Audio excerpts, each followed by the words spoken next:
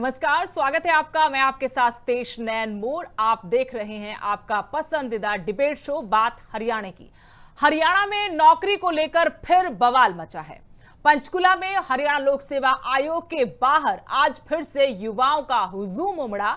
युवाओं का आरोप है कि भर्ती व्यवस्था हरियाणा के प्रतिभाशाली युवाओं के साथ अन्याय कर रही है। 35% क्राइटेरिया के कारण सीटें खाली पड़ी हैं, योग्य उम्मीदवार बाहर हो जाते हैं और दूसरे राज्यों के जो अभ्यर्थी हैं उनको प्राथमिकता दी जाती है। तो सवाल बड़ा है, क्या हरियाणा के युवाओं के साथ अन्याय हो रहा है? क्या भर्ती आयोग के नियम प्रतिभा का गला घोंट रहे हैं या फिर विपक्ष युवाओं के कंधे पर राजनीति की बंदूक चला रहा है? करेंगे चर्चा। उससे पहले आपको दिखाते हैं स्पेशल रिपोर्ट।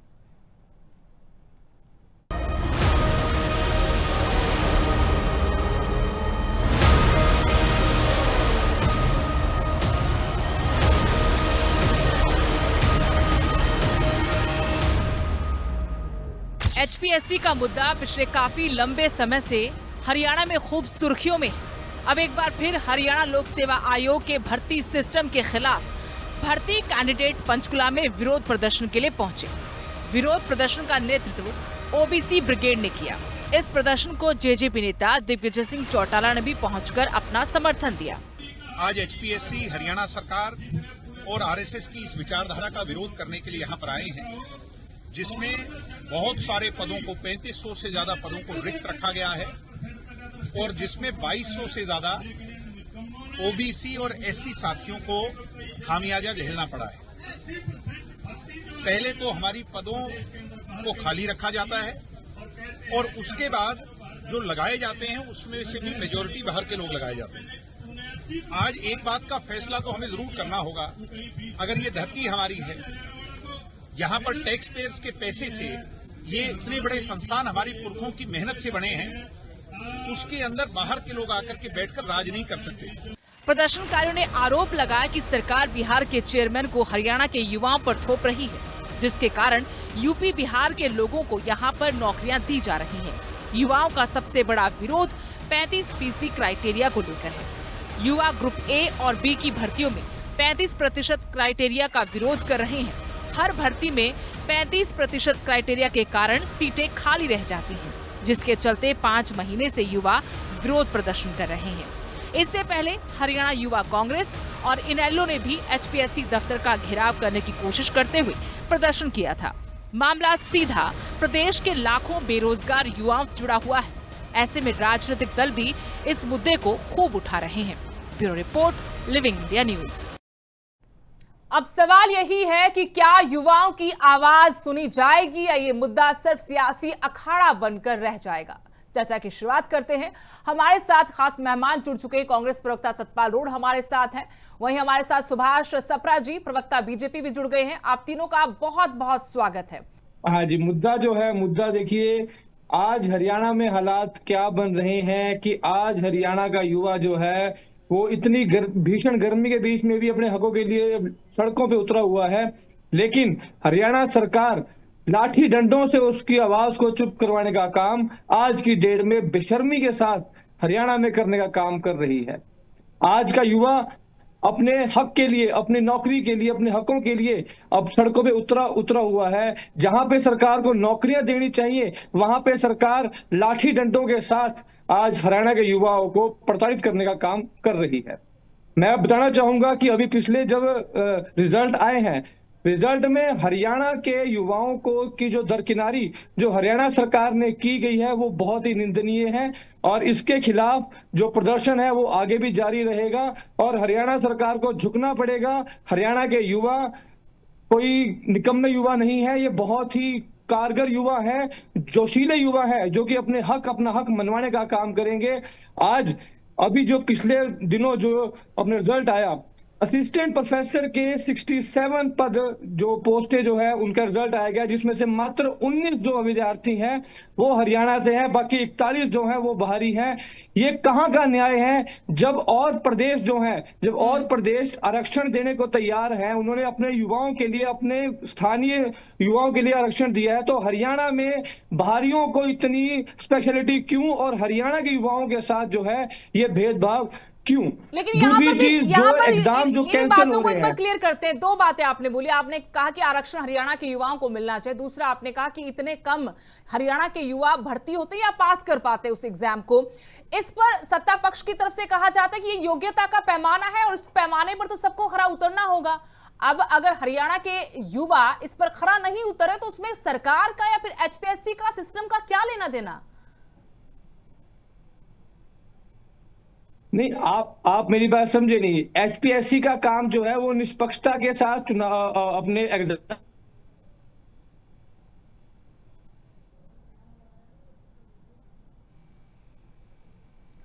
लगता है लिंक अब हमारे साथ नहीं, वो कुछ टेक्निकल एरर है। आएंगे आपके पास तो जुड़ेंगे तो दोबारा से। लेकिन अब सतपाल रोड जी आपको शामिल करना चाहते हैं क्योंकि युवा कांग्रेस की तरफ से भी प्रदर्शन किया गया था। कांग्रेस के तमाम नेता इस मुद्दे को बार बार उठा रहे हैं, खासकर पिछले 5 महीनों से तो ये मुद्दा बहुत गरमाया हुआ है। इस पर आपकी पार्टी का क्या स्टैंड है? क्योंकि आरोप तो ये भी लगता है कि इन छात्रों के कंधे पर बंदूक रख के सिर्फ राजनीति हो रही है। ये कोई भी दोष ऐसा नहीं है सिस्टम में या सरकार की नीयत में खोट नहीं है जिससे ऐसा आंदोलन खड़ा हो या ऐसे आरोप लगाए जाएं। सुदेश जी, सबसे पहले मैं आपका और आपके चैनल का बहुत धन्यवाद करता हूं क्योंकि आप युवा की, किसान की, व्यापारी की, गरीब की, सबकी आवाज उठाते हैं। और साथ में साथ जो मेरे हरियाणा की जनता को और मेरे पैनलिस्ट को राम राम नमस्ते। देखिए, बीजेपी एक बहुत झूठी पार्टी है, इनको अपने गिरेबान में झांकना चाहिए। क्या 3 करोड़ लोगों में से इनको कोई एचपीएससी का मेंबर नहीं मिला? चेयरमैन है जो बाहर का भोजपुरी बनाया हुआ है, वो बच्चे इंटरव्यू देने जाते हैं, वो कहता है भाषा देखो, आपकी भाषा हमारी समझ में नहीं आई, भोजपुरी बोल ले भाई उनके लिए, कहां से, या मराठी बोल ले। जब हरियाणा का चेयरमैन नहीं है तो वो हरियाणा के क्यों लगाएगा बच्चों को? सबसे बड़ी गलत बात है जो बाहर के बच्चों को ये नौकरी दे रहे हैं। ये पर्ची खर्ची का रोड़ा करते थे ना, डी ग्रुप में हरियाणा बच्चों को लगा देते हैं चपड़ासी पीएन, अपनी पीठ थपथपाते हैं कि हमने बड़े तीर चला दिए हैं। लेकिन जो अफसर लगते हैं ये बाहर के ही लगाते हैं क्योंकि एचपीएससी का चेयरमैन है वो बाहर का है। इन्होंने हरियाणा की जनता से कुछ नहीं लेना, सिर्फ ये मंत्री और एमएलए बीजेपी के हैं। सुदेश जी, मेरी 1 मिनट बात, जो बीजेपी के एमएलए और मंत्री हैं ये बिल्कुल भी शिक्षा की तरफ या नौकरी की तरफ कोई भी ध्यान नहीं है। ये सिर्फ हरियाणा को लूटने में लगे हुए हैं क्योंकि इन्होंने हरियाणा को खोखला कर दिया है। ऊपर हमारे भारत में आज 197 लाख करोड़ का कर्ज माफ है और इनके ऑफिस देख ले जैसे ताजमहल होते हैं। हरियाणा की जनता गरीबी में धकेल, आप मुद्दे पर रहिए, सब मुद्दे पर रहिए, please don't waste your time. Sapra ji आप मुद्दे पर रहिए, मुद्दे पर रहिए, उसकी बातें नहीं हो रही है, मुद्दे पर रहिए। एचपीएफसी का जो आज मुद्दा है, आपने बेरोजगार बना दिया हरियाणा। आप सुनने की हिम्मत भी रखे, पहले सुनिए बात में। मुद्दा यही है कि युवा बेरोजगार है, युवा बेरोजगार है। आप लोगों को चूस रहे हो, आप आज जनता को चूस रहे हो। 3 लाख लोगों में से आपको चेयरमैन नहीं मिला। हरियाणा का ये मुद्दा नहीं क्या एचपीएससी का? क्या 3 करोड़ लोगों में से आपको युवा नहीं मिले?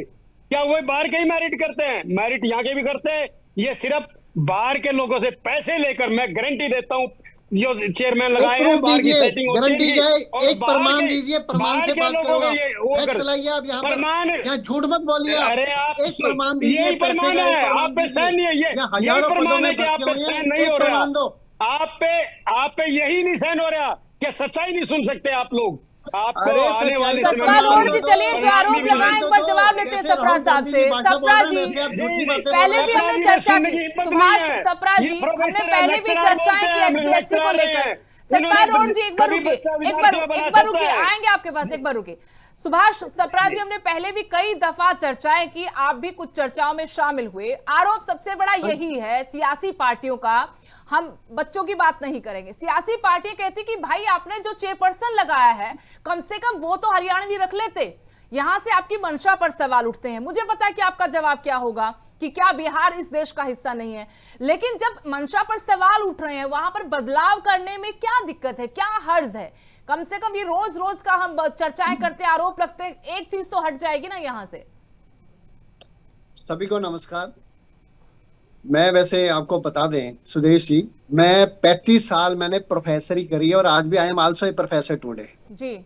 यही मैंने हरियाणा गवर्नमेंट कॉलेज की मैं बात कर रहा हूँ, और Haryana government college teacher association जिसमें सारे कॉलेजेस हैं, उनका मैं हरियाणा स्टेट का वाइस प्रेसिडेंट, हमने प्रेसिडेंटशिप कर ली और मैं इनके साथ जुड़ा हुआ हूँ, और मुझे हर चीज का सब पता है, मतलब किस तरह से अपॉइंटमेंट होती थी। आज इनेलो के मैं अभी आपके स्क्रीन पर देख रहा था, दिग्विजय जी भाषा बोल रहे हैं, 2 दिन पहले वहां पे अभय चौटाला जी पहुंचे हुए थे। जिस पार्टी के बड़े बड़े नेता जेपीडी टीचर घोटाले में 10 साल तिहाड़ में पड़े रहे हो, वो आज धूप पे, मतलब बच्चों को देखो आप किस तरह से जो है ना भ्रम फैला रहे हैं। ये जो कांग्रेस के साथी किस तरह से ये नौकरियां बेचते थे, उन्होंने भी अभी आप सुनिए, अब आप सुनिए, मैं बताता हूं कैसे बेचते थे। मैं प्रूफ देता हूं, मैं प्रमाण के साथ बोलता हूं आपको, मैं प्रमाण के साथ बोलता हूं, मैं प्रमाण के साथ बोलता हूं, मैं झूठ नहीं बोलूंगा। आप मैं बता रहा हूं, बीइंग ए टीचर, अक्टूबर 2024 के चुनाव में अभी रिजल्ट आए नहीं, वोटिंग हुई नहीं। इनके जो बड़े नेता, जो एक प्रत्याशी थे गोगी साहब या नीरज शर्मा जी, उन्होंने पहले से नौकरियां भेजनी शुरू कर दिया, आप हमें इतने वोट दो और इतनी नौकरियां दो। अभी राज्यसभा का चुनाव हुआ, उससे 2 दिन पहले कप्तान अजय सिंह जी, इनके बड़े 15 लाख देने का वादा किया था, 6 बार एमएलए मोदी ने पूर्व मंत्री रहे, 15 लाख रुपए दिए थे लोगों को। जितनी भी नौकरियां क्या होती थी बात करते हो? 20% मुझे देते थे, 80% सीएम साहब ले लेते थे। मतलब इनका कांग्रेस जहाँ इनेलो का किरण राज चौधरी ये भी था, कहती हैं कि उनकी नहीं, पर्चियां भी पहुंचती थी, सभी एमएलए सभी मंत्रियों का कोटा फिक्स था। अगर आपका सीएम रोहतक से है तो सारी नौकरी वहां बांट दो, अगर आपका सीएम सिरसा से है तो सारी नौकरी वहां बांट दो। अब मैं एसपीएससी पर आता हूँ। लेकिन सुभाष सप्रा जी, मैं टोक रही हूँ आपको, ये सवाल मैंने आपके प्रवक्ताओं से पहले भी पूछा था, उनमें जो सतपाल रोड जी सुनिए, सतपाल रोड जी एक बार सुनिए, बहुत महत्वपूर्ण बात है, बहुत महत्वपूर्ण बात है, गुरबचन जी भी सुन लें और बाकी साथी भी सुन लें। जो बात ये है कि आपने कहा कि डॉक्टर अजय यादव ने, कैप्टन अजय यादव ने बोला कि इस हिस्से से ऐसे ऐसे नौकरियां बढ़ती थी। किरण चौधरी भी धड़ल्ले से बोलती है मीडिया में आकर कि हाँ ऐसे नौकरियां पर्चियां जाती थी, सुरजेवाला कितनी, मेरी इतनी, और नौकरियां लगती थी, हमारी कम लगती थी। और अगर बात करें आप इनेलो की और कांग्रेस की सरकारों की, कि पर्चियां ऐसे पहुंचती थी और पर्चियों पर या फिर लेन देन पर बात बनती थी नौकरियों की, तो उसमें से ज्यादातर लोग तो आज बीजेपी में बैठे हुए हैं। आप कीजिए उनके खिलाफ कोई एक्शन। किरण चौधरी के नाम की पर्ची जाती थी, नौकरी लगती थी, करप्शन हुआ कि नहीं हुआ? राव इंद्रजीत सिंह भी सरकार का हिस्सा थे और एनएलटी तो पूरी भरी हुई है, तो कीजिए आप मनोहर लाल जी ने पर्ची खर्ची पर सुन नहीं पाएंगे, ये सुन नहीं पाएंगे। माइक बंद कर दो, मैं आपकी बात का जवाब देता हूँ। हाँ ठीक है। तो मैंने आपको बताया इनेलो में कैसे होता था, कांग्रेस में कैसे होता था और क्या समाजवादी सिस्टम। अब हमने पहले 100 नंबर का इंटरव्यू होता था, फिर 40 का होता था। अब जब से भारतीय जनता पार्टी आई, सरकार आई है, देखो इनका जो मुद्दा था बिना पर्ची बिना खर्ची, आज भी हम उसी पे कायम है। और सबसे बड़ी बात है, आम जनता ने विश्वास व्यक्त किया, इसलिए तीसरी बात जो मुद्दा मैंने उठाया उसका जवाब नहीं दे रहे सप्रा साहब। चोरी की सरकार बनी हुई है। मैं आपको अब पारदर्शिता एचपीएससी में पारदर्शिता रखने के लिए अब असिस्टेंट प्रोफेसर की ये पिछले कई महीनों से इसकी जो है ना, ये मतलब जो सिलेक्शन मैंने पूछा था आपसे सप्रा साहब, बड़े मान सम्मान के साथ मैं आपसे फिर पूछती हूँ कि बहुत सारे पर्ची पकड़ाने वाले नेता तो आज आपकी पार्टी में हैं, आपकी सरकार में हैं, वो तो खुद मानते हैं इस बात को। और आप लोग डंके की चोट पर कहते हैं कि पिछली सरकारों में चाहे एनएलडी की सरकार हो, चाहे वो कांग्रेस की हो, एनएलडी के साथ तो आप लोग भी सत्ता में भागीदार थे। हमने सिस्टम बदला या नहीं बदला, आप ये बताइए। इसी एचपीएससी में पहले 25% एक पहले लिया जाता है screening test, you will have to get minimum 25% marks, 25 नंबर चाहिए और 4 गुना बच्चे बुलाते हैं। ये पहले ऐसा नहीं होता था, पहले 100 नंबर का इंटरव्यू। ये सब बातें आपने इंटरव्यू लिया, 85 पदों के लिए सुनिए, मैं हमारे वो साथी दूसरे सुनिए, 25%, उसके बाद 4 गुना बच्चे बनाए जाते हैं, फिर है नॉलेज टेस्ट, अपनी पार्टी में बोलिए गलत हुआ है। और ये 45% तो पहले कांग्रेस ने किया था। जो 35% वाला क्राइटेरिया सप्रा जी, क्योंकि आप तो खुद आप कह रहे कि मैं खुद अभी तक शिक्षा जगत में काम कर रहा हूं, मैं शिक्षा देता हूं बच्चों को, मैं प्रोफेसर हूं। आप मुझे बताइए जो 35% का क्राइटेरिया रखा है, ये सही है क्या?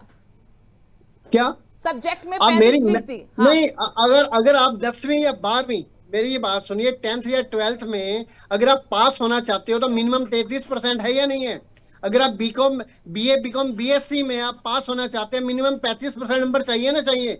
अगर आप असिस्टेंट प्रोफेसर बनना चाह रहे हो, you want to teach the students in college, ठीक है, गुरबचन कोटिया को हम शामिल करते हैं।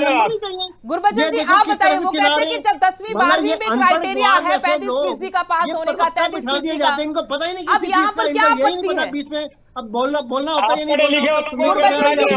भारतीय जनता पार्टी का, हरियाणा सरकार का आज की डेट में केवल एक ही मकसद है कि उन्होंने सिर्फ युवाओं को प्रताड़ित करने का ही जो है जिम्मा उठा रखा है।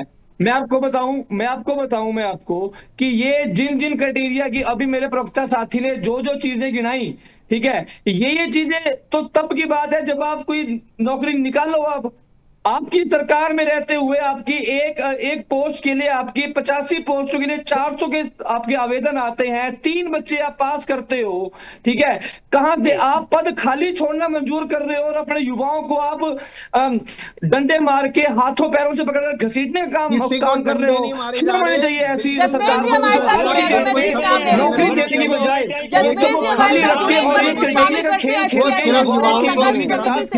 मेंबर आप सभी से मैं एक बार उनको सुनते हैं, असल मुद्दा समझते हैं उनसे। वो 5 महीनों से धरने पर बैठे हुए हैं, पहले कड़कती ठंड में, आज तपती लू में, थपेड़े खा रहे लू के, उनसे समझते। जसमेर जी आप बताइए, क्योंकि जब सियासतदानों से बात करते हैं तो सियासी बातें ही करते हैं, असल मुद्दा तो आपके पास। आप बताइए कि क्या मसला है ये, क्यों आप लोग धरने प्रदर्शन में लगे हुए हैं, क्या मांग है आपकी?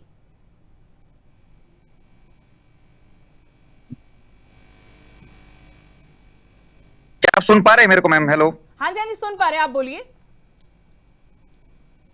जी मैम, ये जो मुद्दा है मैं शॉर्ट में बताता हूँ आपको। पिछले 6 साल से लगभग जो जब खट्टर साहब गए तो उस टाइम से ये 25% का जो क्राइटेरिया है, जो हरियाणा में ए बी ग्रुप की जितनी भर्तियां हैं जी, उसमें लगाया गया था। और वो एक पॉलिसी के तहत, उस पॉलिसी के पीछे जॉब्स को प्राइवेट करना है, इंस्टीट्यूशन को, या अपना फाइनेंस बर्डन बचाना है, वो ये जाने। लेकिन जब से ये 35% का क्राइटेरिया आया है और इसको वेपन की तरह यूज सरकार कर रही है, उसको हम ऐसे ही नहीं कह रहे, उसका पूरे हरियाणा के सामने ये जो रिजल्ट आ रहे हैं वो सब एग्जाम्पल है। पिछले 6 साल से 3,500 प्लस वैकेंसी, जो सबसे बड़ा मुद्दा है कि खाली छोड़े जा चुके हैं, वो सबसे बड़ा मुद्दा है कि आप खाली क्यों छोड़ रहे हो। लेकिन जसमेर जी, जब ये सवाल हम करते हैं बीजेपी से, सरकार से, तो वो कहते हैं कि योग्यता का पैमाना हमने रख दिया, अब जो इस पैमाने पर खरा उतरेगा उसका सिलेक्शन हो जाएगा, बाकी सीटें खाली छोड़नी मजबूरी है उनकी। वो कहते हैं कि 35% क्राइटेरिया तो आपको पूरा करना ही पड़ेगा। जब बाकी बाहरी राज्यों के कोई और अपने यहां से पूरा कर पा रहा है तो फिर बाकी नहीं कर पा रहा तो उनकी अयोग्यता है ये। अब इसका जवाब मैं आपसे लेना चाहती हूँ कि आगे कभी चर्चा करें तो मैं भी बोल पाऊं इस पर। जी मैम, जी बिल्कुल। देखिए मैम, इसको हमें थोड़ा सा समझना पड़ेगा। हम जो असिस्टेंट प्रोफेसर का मैं कैंडिडेट हूँ, उसमें हम सबको पता है कि हम अपनी जो एलिजिबिलिटी है वो हम यूजीसी से करके आते हैं, नेट के थ्रू, नेट के एग्जाम के थ्रू। ठीक है, हम नेट जेआरएफ है, हमारे पास अपनी एलिजिबिलिटी का प्रमाण पत्र है। बिल्कुल। और भर्तियां तो कम निकलती हैं और फार्म होते हैं लाखों में। ठीक, अपनी एलिजिबिलिटी होके ही हम फॉर्म भरते हैं। मैम, ये जो प्रोसेस होता है ना, एचपीएससी है, एसएससी, जो भी किसी भी राज्य में जो बोर्ड होते हैं, वो भर्ती करने के लिए होते हैं, रिजेक्ट करने के लिए नहीं करते हैं, यानी कि वो छांटते हैं।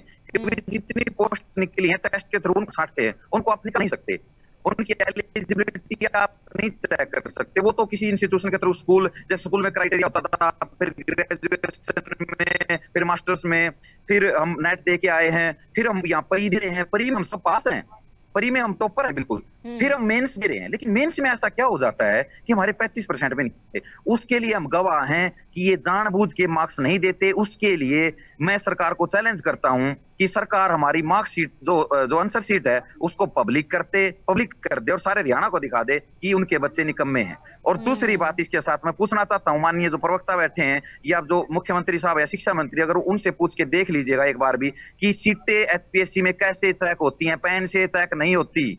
डिजिटली चेक होती हैं। आपका चेयरमैन जो है आपकी कॉपीज को बाहर भेजता है, गुड़गांव भेजता, कभी किसी प्रोफेसर के पास भेजता है, मैनिपुलेट करता है वहां के मार्क्स को। सब्जेक्टिविटी को हम चैलेंज ही नहीं कर सकते, इतना बेवकूफ बनाया हमें पिछले 6 साल से। अरे पूरी की पूरी भर्ती में कोई बच्चा नहीं सिलेक्ट हो पाता, ऐसे ऐसे रिजल्ट आए मैम, क्या ऐसा हो सकता है? एक एग्जांपल देता हूँ, सिर्फ एक एग्जांपल। 3,500 तो ए बी ग्रुप की अलग अलग भर्तियों में खाली रहा अब तक पिछले 6 साल से। मैं सिर्फ एक सब्जेक्ट का एग्जांपल दूंगा, उससे क्या है कि आप सब लोग समझ जाएंगे। मैथमेटिक्स एक ऐसा सब्जेक्ट है जिसको हम अभी पूरी एमएससी तक नहीं छोड़ते, पहली क्लास से लेकर एमएससी तक पढ़ते हैं, फिर हम जेआरएफ करते हैं, उसमें नेट करते हैं, फिर पीएचडी कर रहे हैं बच्चे, फिर पीएचडी भी कर चुके, फिर फॉर्म भरा और 163 वैकेंसी निकलती है असिस्टेंट प्रोफेसर की। क्या पूरे ऑल इंडिया लेवल की भर्ती होती है मैम? ये इसमें ये नहीं कि हरियाणा का बच्चा अप्लाई करते हैं, मान लिया कि बाहर का भी करता है, क्या आपको ऑल इंडिया लेवल पे 163 बच्चे नहीं मिले? IITN भी जिसमें आ गए, सिर्फ 17 ही बच्चे मिले आपको मैथ में लगाने के लिए, वो भी जनरल ये वैलिड पॉइंट है। अब हम पूछते सुभाष सप्रा जी जवाब दीजिए, ऐसा क्या हो जाता है, ऐसी क्या योग्यता चाहिए और क्यों आंसर शीट आप नहीं सार्वजनिक करते मांगने के बाद? वो तो कम से कम जो एस्पिरेंट है उनका अधिकार बनता है ना कि हम ये पेपर दे के आए, भाई हमें बताया, अगर हम ठीक नहीं दे के आए तो कहां ठीक नहीं दे के आए। वो भी सीट इनको मिलेंगी और साथ ही साथ ये जो बाहरी और आंतरिक का मुद्दा लगाते हैं ना, ये हरियाणा पब्लिक सर्विस कमीशन ने ये पिछले विधानसभा में भी मामला ऐसे ही उलझाया था इन्होंने, जिसपे कांग्रेस काम रोको प्रस्ताव लाई थी और वॉकआउट कर गई थी। तो ये उस टाइम HPSC ने ये जो अपना डाटा बिल्कुल प्रेस में भी दिया है। उनका जो मुकेश आहूजा जो उनके जो रिसोर्स पर्सन है, उन्होंने देखो मेरे पास एक बड़ा पेपर का ये सामने कटिंग भी पड़ी हुई है और ये बड़ा पेपर है, राष्ट्रीय पेपर 13 फरवरी 2026 का। कहता है HPSC ने 2 साल में 4437 पदों पर भर्ती की। ये है क्लास A, क्लास B की बात बता रहा हूँ, क्लास 1 क्लास 2 जो HPSC करती है 4437।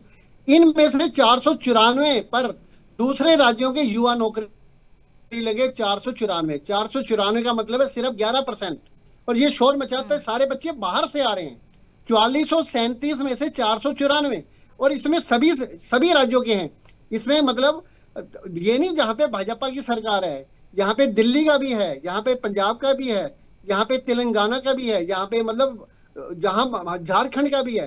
तो ये बच्चे देखो it is a time of competition, ये ऑल इंडिया कंपटीशन है। बच्चे बाहर से भी आते हैं और यहाँ वाले बाहर भी बच्चे हैं। और सबसे बड़ी बात है ये जो एस्पायरेंट्स बैठे हैं साथी, लेकिन आपने शायद इनको कांग्रेस और भारत से बच्चे बैठते इस एग्जाम में, किसी के अंदर योग्यता नहीं है, सीटें खाली रह जाती हैं। एक लास्ट बात वो रखना चाहते हैं जसमेर जी, उसके बाद मेरे पास वक्त नहीं है, भी मैं थोड़ा आगे खींच रही हूँ डिबेट को। जसमेर जी थोड़ा जल्दी, थोड़ा लेट जुड़े, आपसे बहुत सारी बातें करनी थी। हाँ जी जल्दी थोड़ा जी बोलिए। मेरे से पूछ रहे हैं नहीं, मेरे से पूछ रहे हैं ना सुदेश जी? नहीं जसमेर जी से पूछ रही हूँ जी। मैं तो दोनों बातों का जवाब देता हूँ। मैम बारवाड़ा हैं, उन्होंने बारवाड़ा का बड़ा शॉर्ट डाटा ये लेके आ रखे हैं। ये डाटा पता नहीं कैसे किया गया है। वैसे हमने विधानसभा वाला भी देखा था जो पेश किया गया था, उसके बाद तो बहुत रिजल्ट आ चुके। और मैं ये 426 कह रहे हैं, मैं दूंगा इनको असली डाटा, मैं भेज भी दूंगा बाद में, ठीक है।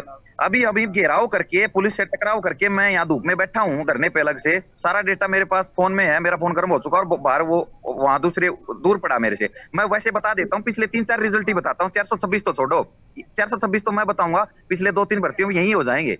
एक तो ज्योग्राफी की ज्वाइनिंग, पॉलिटिकल हिस्ट्री, 3 सब्जेक्ट की ज्वाइनिंग अभी हुई है 3-4 दिन पहले, सब जानते हैं। ज्वाइनिंग चल रही है। अरे सुनो तो हो चुकी सर, कहाँ सोए हो आप? हो चुकी हो चुकी है, भर्ती हो चुकी है। ये गलत मिसगाइड ज्योग्राफी की ज्वाइनिंग चल रही है, बच्चों ने कल भी ज्वाइन किया है कॉलेजों में। मैम हो चुकी, भर्ती हो चुकी है। माफ कीजिए मेरे पास वक्त की कमी है, माफ कीजिएगा, मुझे डिबेट को ये खत्म करना पड़ेगा। बहुत महत्वपूर्ण मुद्दा था, लेकिन हम जरूर बाद में बात करेंगे इस पर, ये मैं विश्वास दिलाती हूं आप लोगों को, ताकि दूध का दूध पानी का पानी, सिर्फ सियासी बातें कोरी बातें ना हो। आगे बात करेंगे आपसे। बहुत बहुत शुक्रिया आप सभी मेहमानों का, वक्त की बहुत कमी है। और इसी के साथ फिलहाल बात हरियाणा की में आज इतना ही। नमस्कार।